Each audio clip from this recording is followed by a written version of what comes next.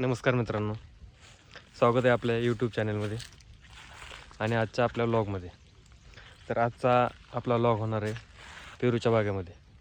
तर हा प्लॉट आहे आपण कटिंग केलेला, आता सेटिंग पिरियड चालू आहे. तर आज आपण याला स्लरी ओतण्याचं काम करणार आहे.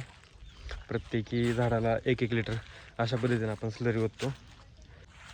स्लरी ड्रिपद्वारे गाळून सोडण्यासाठी जरा थोडंसं जास्तच टाईम जातो, म्हणून आम्ही काय करतो, डायरेक्ट प्रत्येक झाडाला 1-1 लिटर ओततो. तर आज तुम्हाला दाखवणार आहे की कसं काम होणार आहे. तर त्याआधी तुम्हाला दाखवतो स्लरी कशी तयार झाली. स्लरी 7 दिवसांपूर्वी भिजायला घातलेली होती. तर त्यामध्ये काय काय आपण टाकले ते तुम्हाला सांगतो.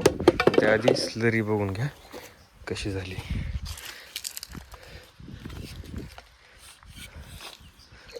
तर हे बघा, अशा पद्धतीनं पूर्ण स्लरी तयार झालेली आहे 7 ते 8 दिवसांमध्ये.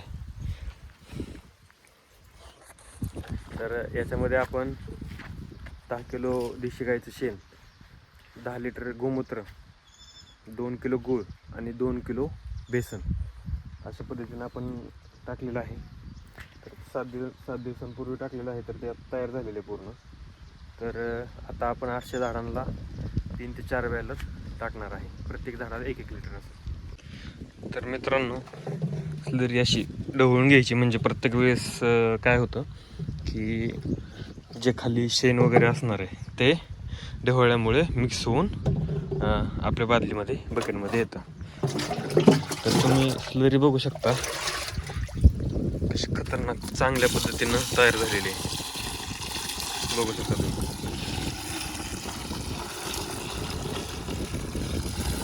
तर स्लरी करण्यामागचं आणि एवढं कष्ट घेण्यामागचं कारण फक्त एकच आहे की रासायनिक खतांच्या वापरामुळे जे जमिनीचा ऱ्हास होत चालला आहे.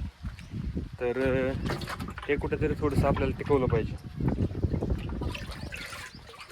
कारण जसं मागच्या पिढीनं आपल्याला जमिनी दिल्यात, तसं थोड्या का होईना पण चांगल्या प्रमाणात जमिनी आपल्या पुढच्या पिढीला शेती चांगल्या प्रकारे थोडीशी गेली पाहिजे. तर स्लरी करण्यामागचा आणि स्लरी टाकण्यामागचा एवढा उद्देश आहे. तर बॅलरमधून अशा बकेट भरून काढल्यानंतर अशा आतमध्ये आणावं लागतात बागेमध्ये.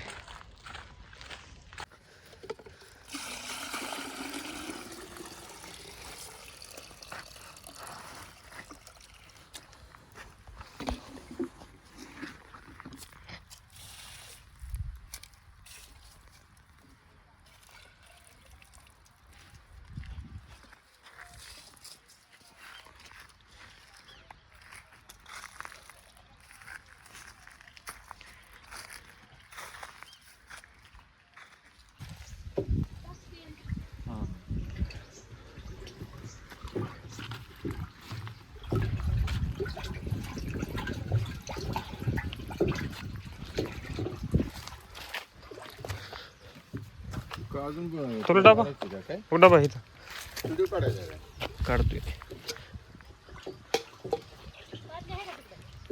नाही हेतलीच घे की एक आता. तो चालू आहे ते. मम्मी लागेल, हां मम्मी लागेल. तू खाली बघून चालेल, तिला कसं घेऊ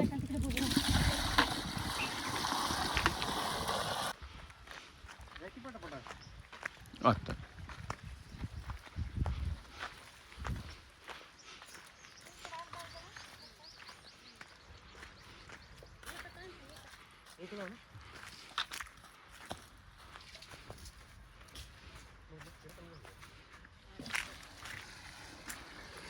ए सविता,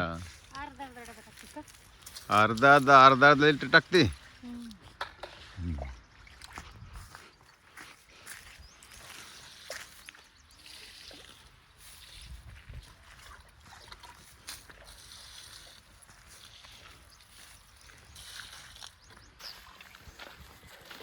तर सगळ्यांना प्रश्न पडला असेल की एवढ्या लांब ड्रममधून बादलं बकेट वाहून आणून इकडे टाकण्याचं एवढं करण्याचं काय गरज आहे. तर सगळ्यात महत्त्वाचं जी आपली जमीन आहे, आपल्या रासायनिक खतांच्या अतिवापरामुळं म्हणजे पांढरट क्षार तयार झाले जमिनीमध्ये. तर कुठेतरी सेंद्रिय कर्ब कमी होतो आपल्या जमिनीमधलं आणि त्यासाठी थोडंसं ऑर्गॅनिककडं जाण्याची गरज आहे सगळ्यांनाच. तर त्याच्यासाठी आम्ही स्लरीवर जरा थोडा जास्त भर देतो बागांमध्ये. तर स्लरीमुळं काय होतं, जमिनीमधला ऑर्गॅनिक कार्बन जो रासायनिक खतांच्या अतिवापरामुळे कमी झालेला असतो तो हळूहळू, लगेच नाही, हळूहळू वाढण्यास मदत होते. तसंच पांढरी मुळी वाढते, तसंच गांडुळांचं प्रमाण वाढतं आणि जमीन भुसभुशीत होते आणि चांगली संजीवकं तयार करण्याचं काम स्लरी जीवामृत करत असतं.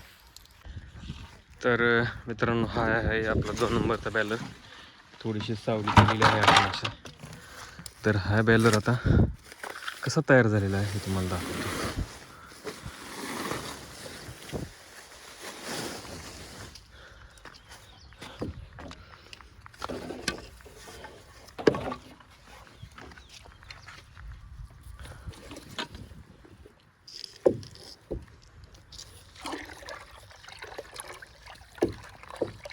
अशा प्रकारे तयार झालेली स्लरी.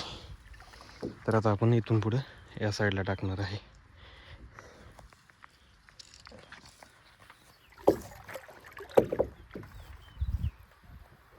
काय झालं, कसं वज लागते? एका बादलीच वज झालं काय लगेच?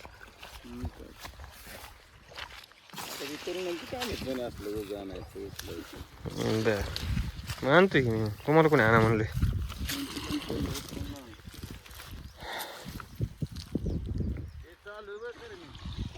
जावा जा. काय करायचे? बरं. तर मित्रांनो, 2 बॅलर स्लरी ओतून झालेलं आहे. लास्टच्या 2 बादल्या आहेत राहिलेल्या, त्या ओतून बॅलर संपतात. तिसरा बॅलर इथं सावलीला घातलेला आहे भिजायला, पण हा 3 दिवसानंतर घातलेला आहे. त्याच्यामुळं ह्याला 2 दिवस थांबून टाकावं लागणार आहे. तर मित्रांनो, स्लरी ओतून झालेली आहे. लास्टच्या 2 बकेट आहेत त्या ओतायचं राहिले, ते चालू आहे. 2 मिनटामध्ये होते ते पण ओतून. तर तुम्ही पण तुमच्या बागेमध्ये स्लरीचा उपयोग करून बघा. खूप छान रिझल्ट आहेत. कारण ही आता तिसरीच वेळ आहे आमच्या ओतायची, तरी आम्हाला रिझल्ट चांगले जाणवले. त्याच्यामुळे तुम्ही पण ऑर्गॅनिक कार्बन वाढवण्यासाठी आणि थोडं ऑर्गॅनिक शेतीकडे जाण्यासाठी स्लरीचा वापर करावा, अशी माझी विनंती आहे. तर अशाच पद्धतीनं आजचा आपला व्लॉग इथेच संपतोय.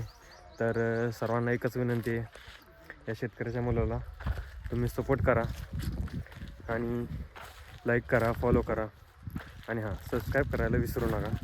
तर चला, बाय बाय, राम राम.